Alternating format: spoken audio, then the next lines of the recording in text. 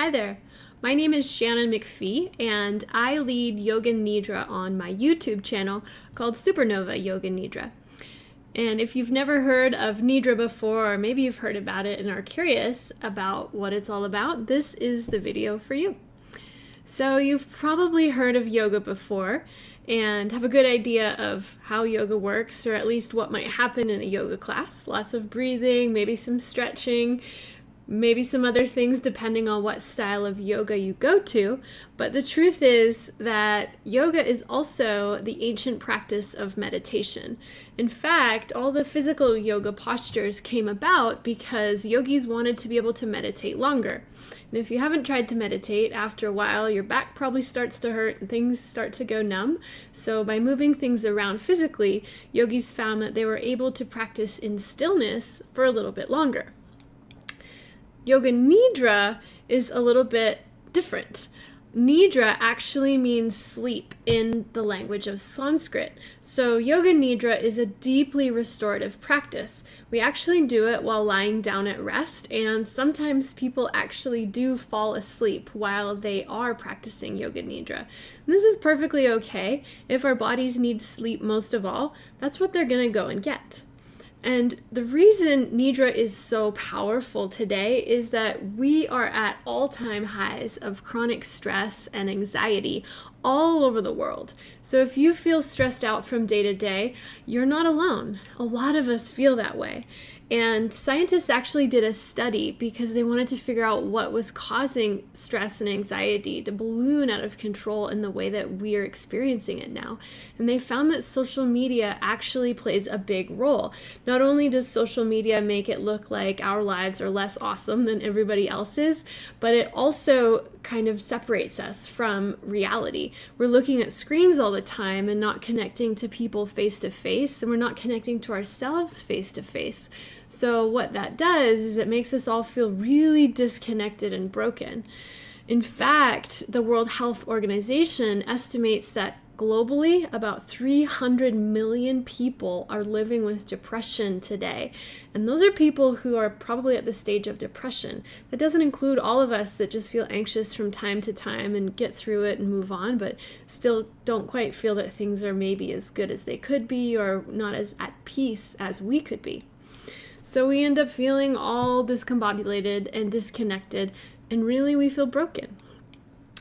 What makes Nidra so powerful is that it brings us back into connection and wholeness, and it does so through a really restful and restorative practice. By resting, we're able to get underneath all of our conscious mind and filters. We get into our subconscious mind and help ourselves really heal on a deep internal level, where we get past all of the stuff that distracts us day to day into the center where we can really heal and connect with ourselves.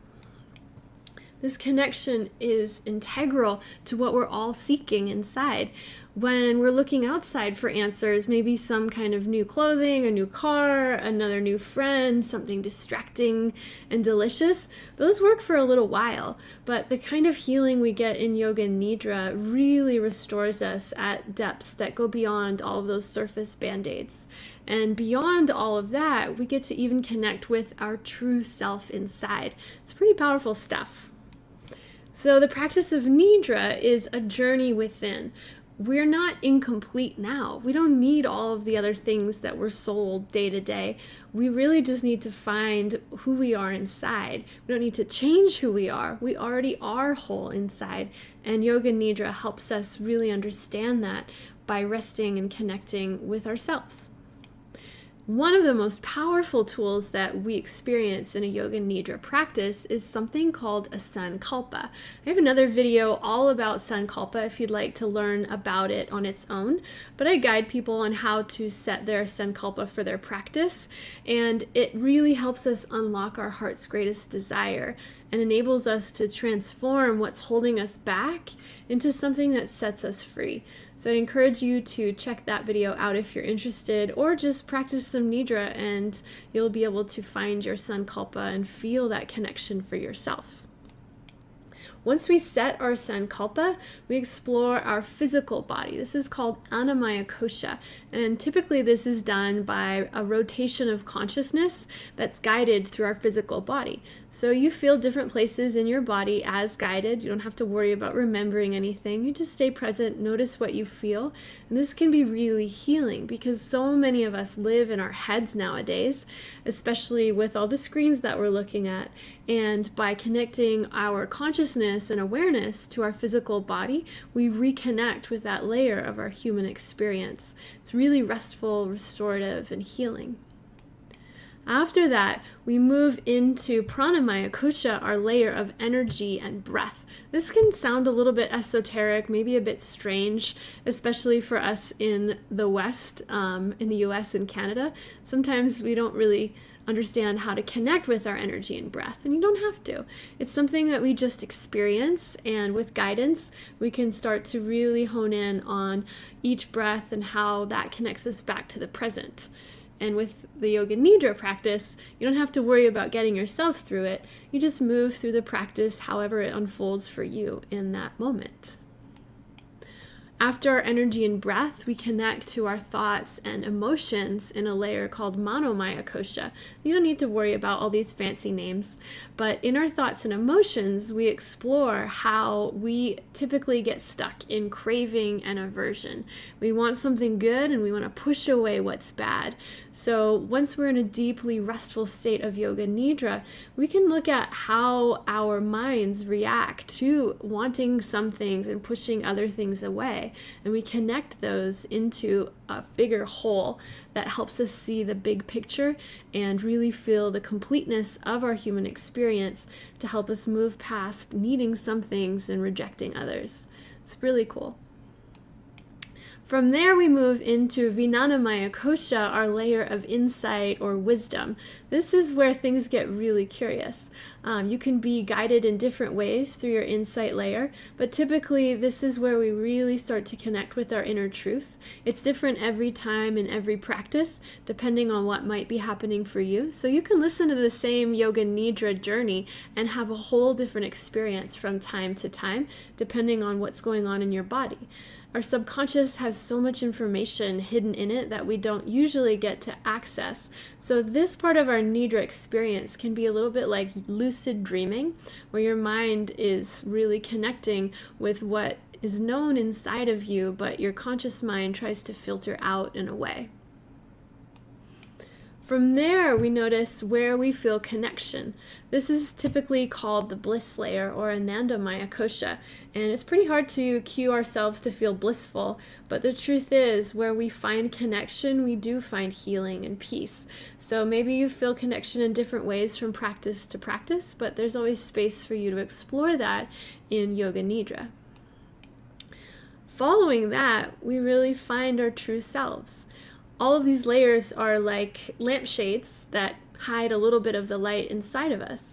So there's nothing to fix along the way, that one layer isn't better than the other, but beneath all of them and all of the stuff where we try and hide from ourselves and the beauty within lies our true self. So once we move through all of those layers, we find what we've really been looking for all along, and the truth is, it's been there all along. We just needed a little bit of space and calm to be able to connect with it. And even beyond all of the mental benefits of our Nidra practice, we find that rest heals our minds, especially our jumpy monkey mind that hops around from thing to do to thing to do. It heals our bodies. In fact, our bodies heal when we are deeply at rest. That's when all of our systems can go in and do the repairs that are so essential to helping us feel better and to feel our best. It heals our hearts, where we find a little bit of peace, we find hope inside, and that's essential for us to find the acceptance of ourselves so that we can be truly present and connected to others and offer our love to the people in our lives as well.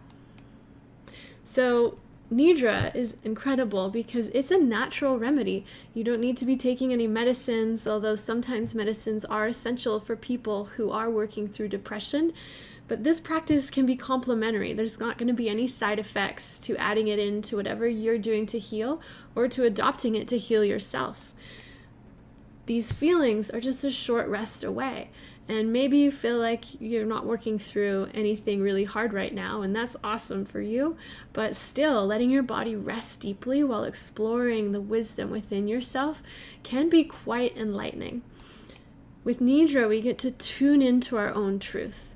So if you'd like to do that with me, you can tune in on YouTube, like I said, at Supernova Yoga Nidra. You can subscribe on my YouTube page and become part of our community there. And if you are able to become a patron, I would really appreciate your support in helping this practice to reach others. You can visit my Patreon page at Patreon/Shannon McPhee.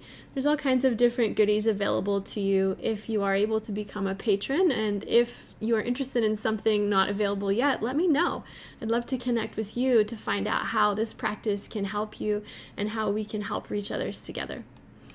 For now, I offer you my thanks and gratitude, and I hope you connect with yourself, maybe through Yoga Nidra or another practice of calming and connection, whatever serves you best.